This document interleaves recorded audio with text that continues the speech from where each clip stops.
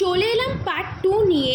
আগের ভিডিওতে যেরকম বলেছিলাম যে দিদিকে ওটিতে নিয়ে যাওয়া হয়, আর ওটিতে যখন দিদি ছিল বাইরের রিয়াকশান থেকে বুঝতেই পারছো আমাদের সবার যে কতটা আমরা টেনশন করছিলাম, প্রে করছিলাম যেন দিদি আর বেবি দুজনে সুস্থ থাকে।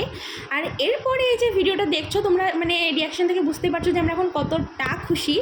সত্যি বলতে আমরা ওটির বাইরে দাঁড়িয়েছিলাম, আর ভেতর থেকে যে কান্নার আওয়াজটা এলো বেবির, তখনই আমরা বাইরে সবাই কাঁদতে লেগেছিলাম। কি হয়েছে সেটা আলাদা ব্যাপার, কিন্তু ওই কান্নার আওয়াজ শুনে আমরা কাঁদতে লেগেছিলাম, কারণ আমরা প্রচণ্ড খুশি হয়েছিলাম। আর সত্যি বলতে আমি ভিডিও নিতেই ভুলে গেছি, আমি তো নিজেকে দেখাতেও ভুলে গেছি। তারপর যে যাকে পারছে সে তাকে ফোন লাগিয়ে দিয়েছে যে আমার অমুক হয়েছে তমুক হয়েছে এ বলে। আর দিদিদেরকে সঙ্গে সঙ্গে কেবিনেও দিয়ে দেয়, মানে 15 মিনিটের মধ্যে দিদি ওটি হয়ে গেছিলো। আর দুজনে সুস্থ ছিল ঠাকুরের কৃপায়। আর রাইমা দিদি ওটির সময় ছিল না, কারণ দিদি মর্নিং ডিউটি ছিল, পরে এসেছিলো 3টে দিক করে। সুচন্দ্রা দিদি এসেছিল, আমরা সবাই গল্প করেছি অনেক। আর মুহূর্তে এখন দিদি হয়ে গেছে। আর সত্যি বলতে 5 দিন মতন দিদি নার্সিংহোমে ছিল, কিন্তু আমি সেরকম ভিডিও নিইনি, ইচ্ছে করে নিইনি, কারণ বেশি দেখাতে চাইনি।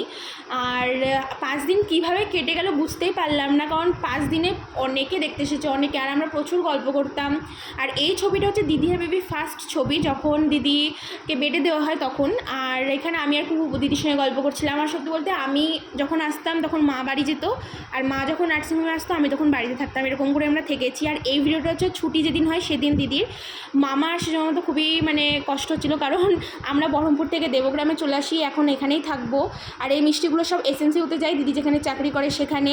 বাকি সবাইকে মিষ্টি দিয়ে দেওয়া হয়েছে অলরেডি। আর এখানে সবাই প্রস্তুত হচ্ছিলাম যে এবার বেরোতে হবে। আর এই যে পেন্ডেন্টটা আর মালাটা দেখছো শিবের পেন্ডেন্ট, এটা নুন্নি বেবিকে দিয়েছে। এখানে আমরা গাড়ির জন্য ওয়েট করছিলাম। আর মামা সে জন্য তো খুবই মানে ওরা দুজন ছিল, বাকিরা মানে নুন্নিরা সবাই কলকাতাতে ছিল। তো খুবই মানে আমার নিজেরই খারাপ লাগছিলো যে আমরা চলে যাচ্ছি মানে বহরমপুর, সেটা এখন কতদিন আসবো না তার ঠিক নেই। আর যেহেতু মা একা পারবে না বহরমপুরে, তাই আমরা এই ডিসিশানটা নিয়েছি যে আমরা ওখানেই থাকবো এখন, মানে 1 মাস অন্তত। তারপর আমরা পৌঁছে যাই 5টার দিকে, বিকেল হয়ে গেছিলো পৌঁছতে। তার বাইরে এখানে সবাই বেবির জন্য ওয়েট করছিল আর বরণ করার জন্য দাঁড়িয়েছিল। দেখা হচ্ছে নেক্সট মিনি ব্লগে। সবাই ভালো থেকো, টাটা।